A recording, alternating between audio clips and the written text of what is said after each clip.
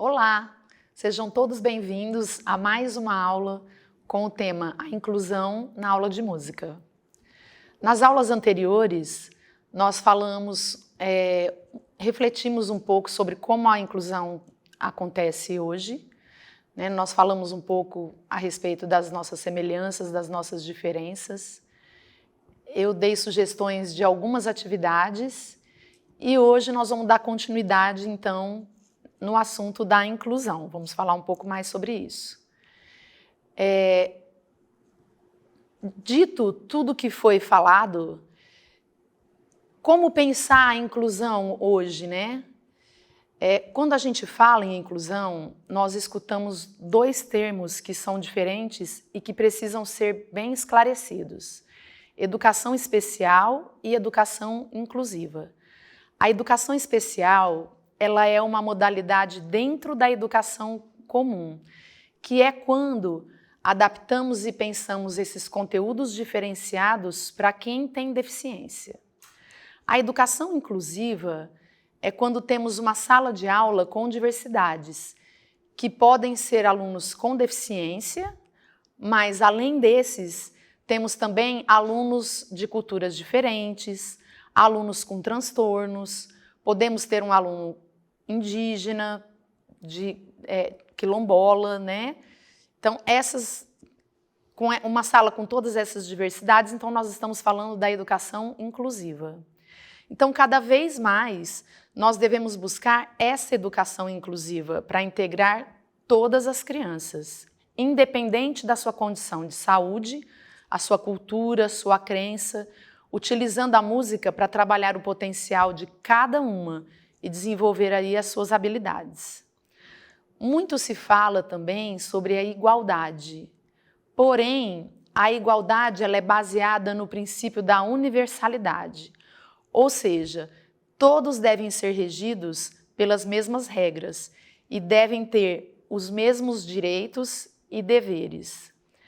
No entanto, se faz necessário buscarmos a equidade, que parece com a igualdade, mas é totalmente diferente. A equidade, por outro lado, ela reconhece que não somos iguais e que é preciso ajustar esse desequilíbrio. Com equidade, damos às pessoas o que elas precisam para que todos tenham acesso às mesmas oportunidades. Por exemplo, vamos aqui falar de uma situação. Num hospital, tem as pessoas que já estão aguardando atendimento e chega uma pessoa para um atendimento emergencial. Essa pessoa, ela tem uma prioridade, porque ela está ali, muitas vezes, correndo risco de morrer. Então, ela chega e passa à frente dessas pessoas que já estavam ali aguardando, né? Então, isso é tratar essa pessoa, né, com equidade. A equidade, então, ela envolve dar voz a grupos ou indivíduos que tenham se sentido excluídos, por exemplo. É garantir que discussões, divergências e até mesmo raiva sejam expressas. Isso muitas vezes acontece na nossa sala de aula, né? Quando tem, às vezes, alguma divergência entre as crianças, a gente precisa dar voz a essa criança que está se sentindo rejeitada, excluída, se ela está com raiva, a gente tem que dar voz e escutar essa criança, a gente não pode puramente ignorar, né? A gente precisa dar voz a essas crianças. Para tanto, nós professores temos que fazer nossos planejamentos criando estratégias para o aprendizado de todos, tornando o ambiente estimulante e prazeroso para os alunos, dando a eles a oportunidade de participar de todas as atividades de aprendizado. Para incluir, é preciso que todos sejam respeitados e apreciados, independente de suas características, crenças, habilidades ou deficiências. É preciso acolher a diversidade. E aí a gente encontra muitos desafios, né, para promover a inclusão. Nos dias atuais, o movimento da inclusão em escolas regulares lidam a todo momento com a falta de profissionais com formação específica, né, em educação especial, a falta de acessibilidade e a ausência de recursos pedagógicos, que muitas vezes são substituídos por materiais reciclados ou improvisados para a prática do educador em sala de aula. Eu mesma já passei por essa experiência. Quando eu dava aula numa escola de educação infantil, eu solicitei para a escola que comprassem instrumentos de pequena percussão, de bandinha rítmica, para eu trabalhar com as crianças. Um tempo depois, a coordenação me chamou, solicitando que eu trabalhasse com as crianças construção de instrumentos com material reciclável, né? É uma experiência bacana, sim, mas não ia de encontro com o meu objetivo, né? Que era trabalhar os timbres, as diferenças de sons dos instrumentos com as crianças. E eu precisei explicar, né, para essa coordenadora que muitas vezes essa criança pequena, eu não posso usar um material onde ela possa se machucar, né? Então eu usava plástico, alguns materiais mais simples. E isso ocasionava uma frustração para a criança, porque o resultado sonoro desses instrumentos que nós construímos não era aquele que a criança esperava, né? Então, essa questão de substituir recursos para a gente trabalhar com as crianças, muitas vezes é bastante complicado, né? E o entendimento das pessoas, às vezes, complica, né, a nossa vida. Sabemos que a educação é um direito de todos, porém, atualmente, ainda observamos a presença do preconceito e da falta de informação para as famílias, que muitas vezes enfrentam dificuldades de ir e vir, dificuldades ao acesso à educação e parecem desconhecer os seus direitos na sociedade no que diz respeito à inclusão. Nós estamos aqui ainda falando dos desafios que a gente encontra, né, para promover a inclusão. Muitas vezes, a aceitação da própria família passa por um processo complexo e extremamente doloroso. Por isso, temos algumas crianças que, apesar de observarmos dificuldades pontuais, sabemos que as mesmas nunca passaram por nenhuma avaliação médica, pela dificuldade de aceitação da família, que teme pelo preconceito que terão que enfrentar. Nessa situação, a escola precisa conduzir esse encaminhamento com carinho e empatia. Quantas vezes, né, no nosso dia a dia, na nossa rotina, a gente observa a criança na nossa sala que a gente nota alguma dificuldade que essa criança merecia passar por alguma avaliação, porque a gente sabe pela experiência, né, que quanto antes essa criança ela tem um diagnóstico, ela passa por uma avaliação onde ela vai receber os estímulos necessários para ela, ela tem muito mais possibilidades de se desenvolver mais e melhor, né?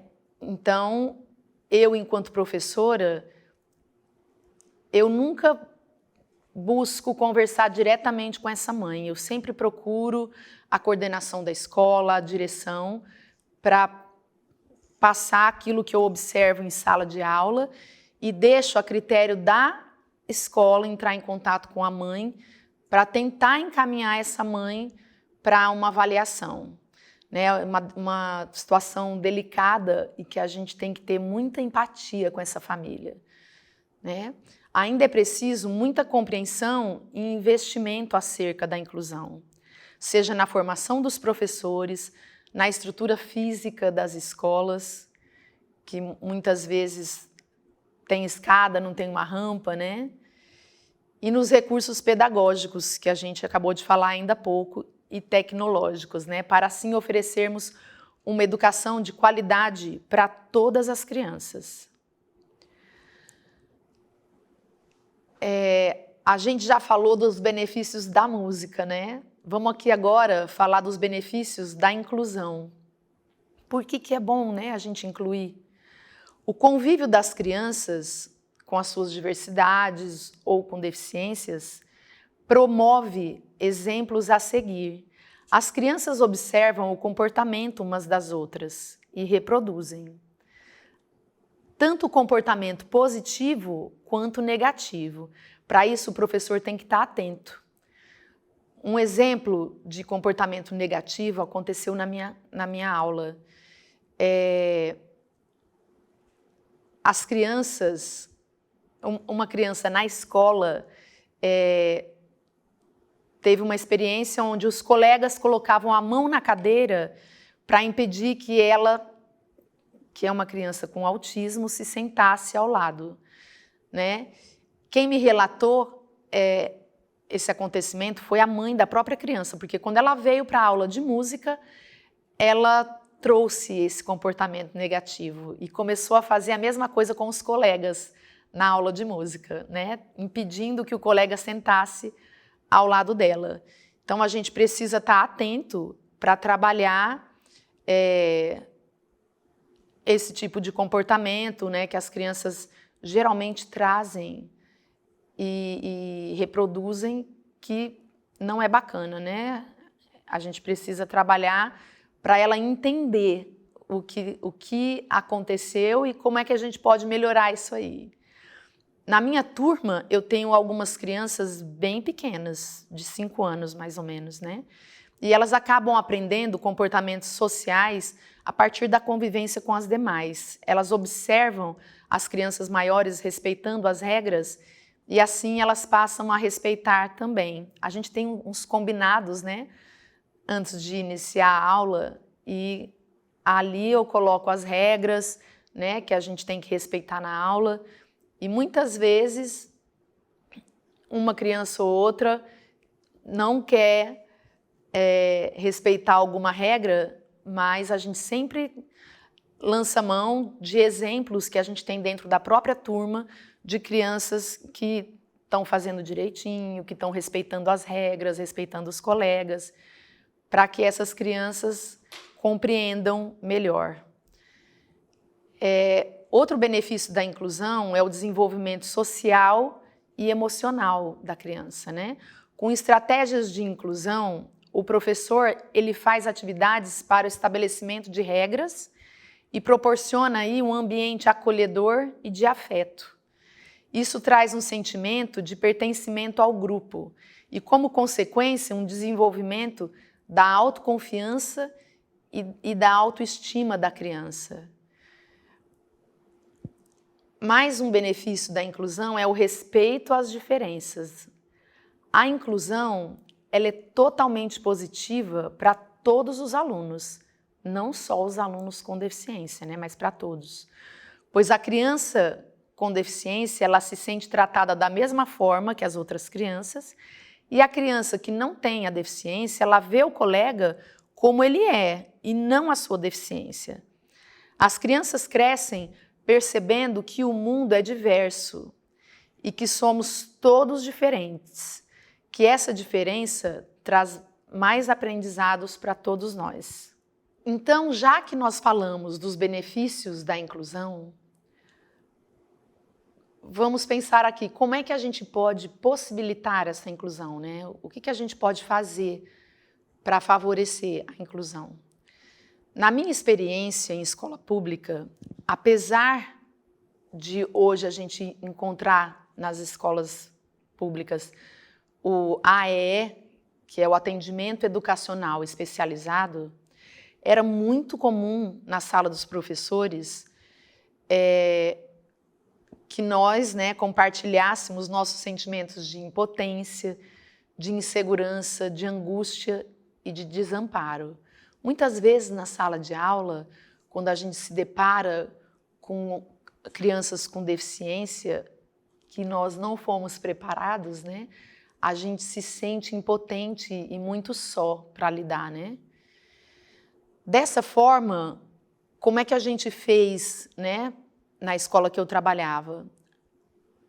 A gente compartilhava na sala dos professores o que estava acontecendo, a maneira como a gente estava se sentindo, e a gente percebia que ali era preciso fazer algumas coisas importantes antes da gente traçar as estratégias para incluir essas crianças. A gente precisava observar algumas coisas, né? Como, por exemplo, conhecer o perfil dos alunos.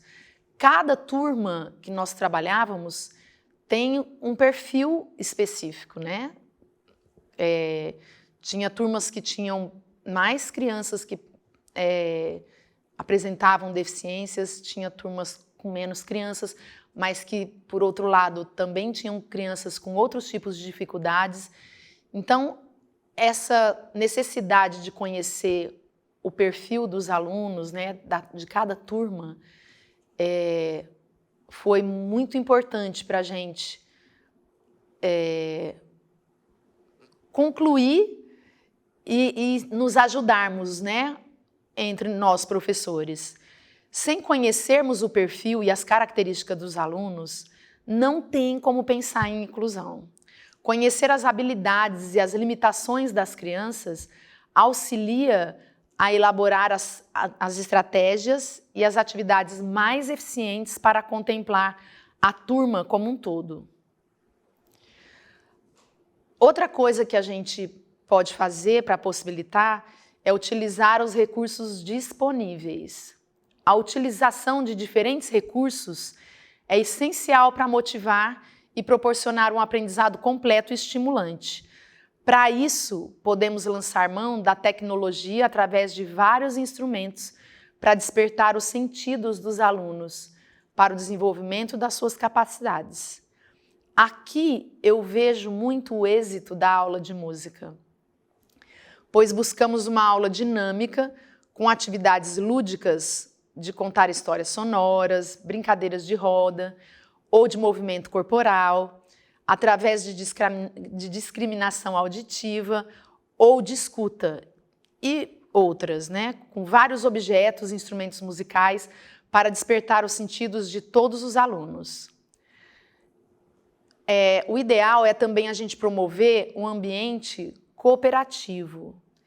O respeito deve ser prioridade durante as aulas e o professor deve promover atividades cooperativas e não competitivas, porque dessa forma as crianças vão entender que todos temos pontos fortes e pontos fracos. E quando nos ajudamos, fica mais fácil superar as nossas limitações. Nas atividades cooperativas, não tem vencedores ou perdedores, nem eliminações ou exclusões.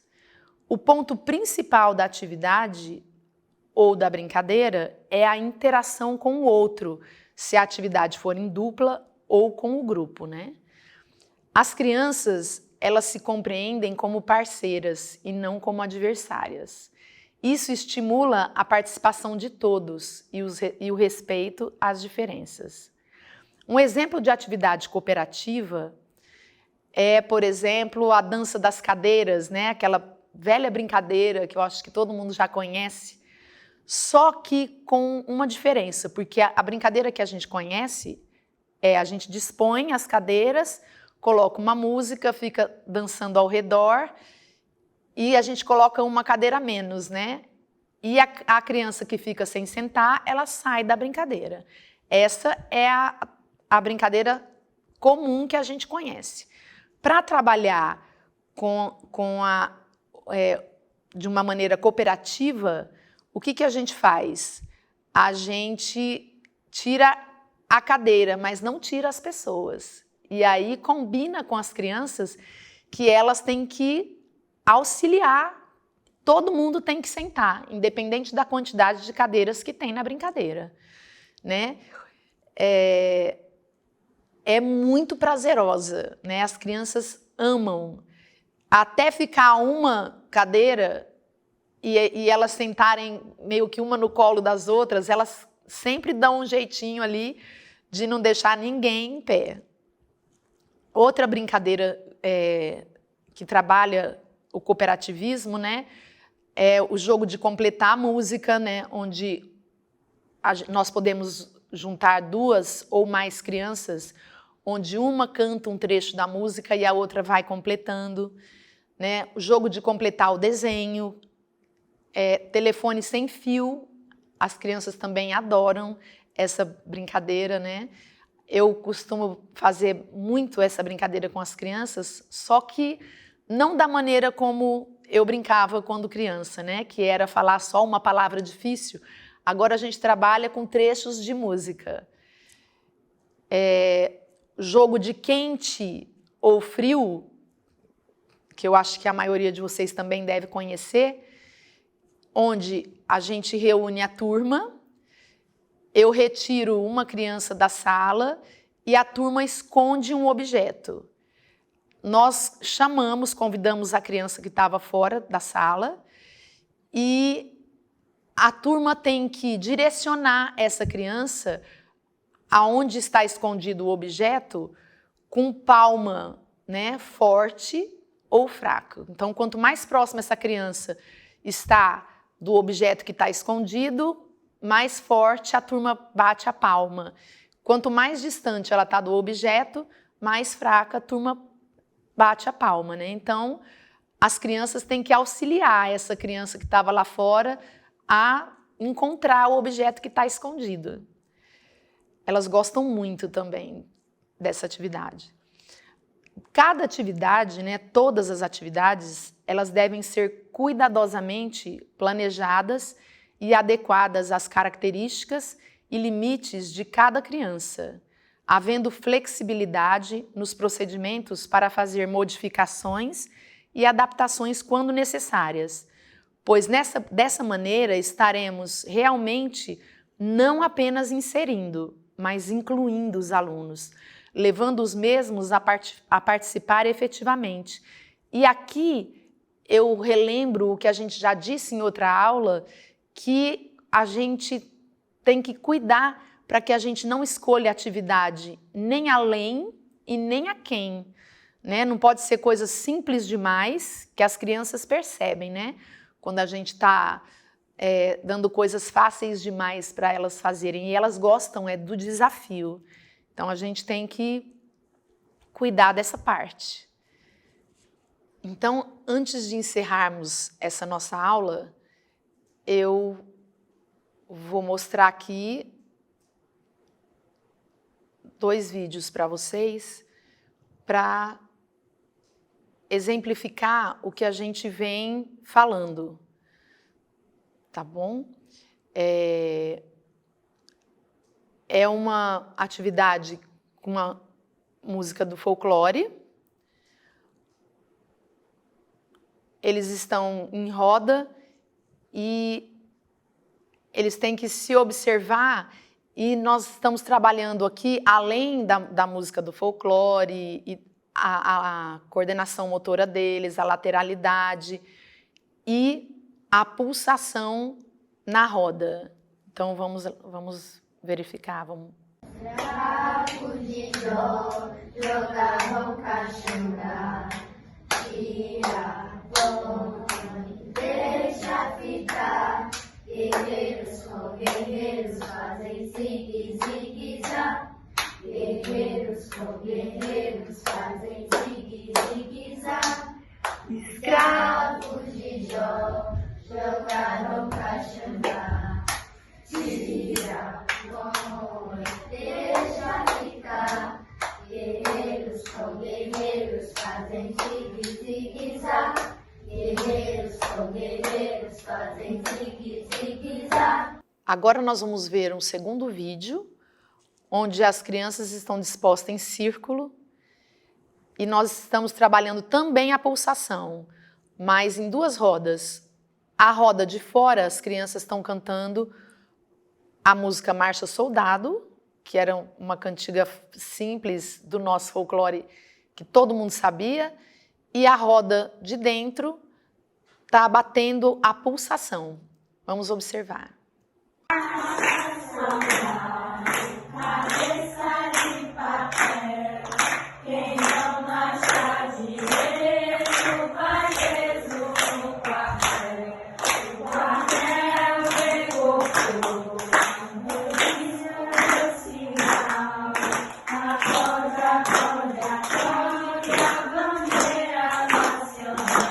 Infelizmente, eu gravei só a atividade, mas o que aconteceu depois é que foi rico demais na aula, porque as crianças maiores, elas observaram algumas dificuldades nas pequenas e, sem ninguém falar nada, elas formavam grupinhos para fazer a atividade para que essas maiores explicassem melhor para as pequenas, fazendo a atividade para ver se elas realmente compreenderam. Então, é a consequência, né, de ser um ambiente de respeito e de muito afeto na aula.